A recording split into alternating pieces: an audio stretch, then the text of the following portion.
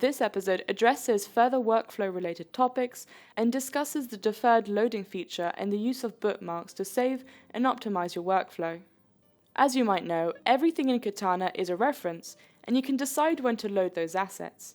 This is why it's so quick to open a Katana project. Even if it references large assets, it won't impact your project's opening times. At this point, you're only bringing in nodes and their parameters. This is called deferred loading. A scene containing large sets of geometry that would otherwise be slow to open is completely painless in Katana. In the case of this setup, the geometry is light, even with a sequence of 21 shots.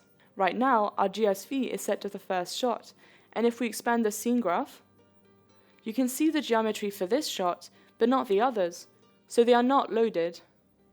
This is why there is no cost to your system when you work on multiple shots in one scene. On the contrary, it saves you from needing separate projects for each shot with no overhead for keeping all the shots in one project. The view flags helps a lot since it enables you to see the state of your scene at any given point. So if we go down the node graph, you'll see what changes are happening within those nodes.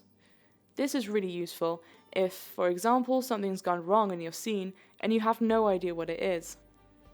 Set your viewer flag to the DR object settings and drag the Attributes tab to a layout where you can view all those tabs at the same time.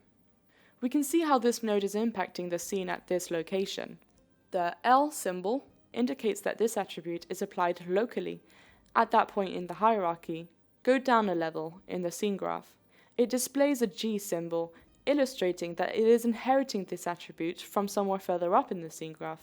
When we move the view flag to a previous node, the attribute does not exist at that point.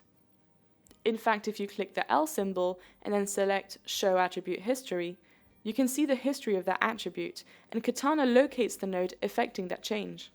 This is really helpful for finding any node impacting any attribute. Hopefully this gives you a better understanding of how dependencies work within Katana.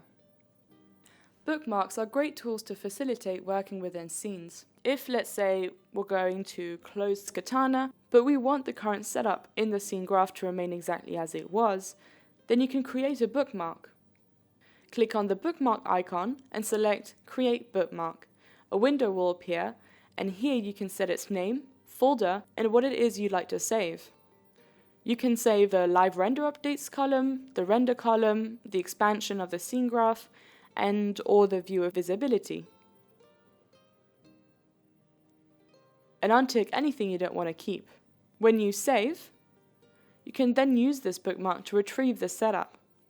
You can also export bookmarks, which will export this setup as an XML file so you can easily send this to others.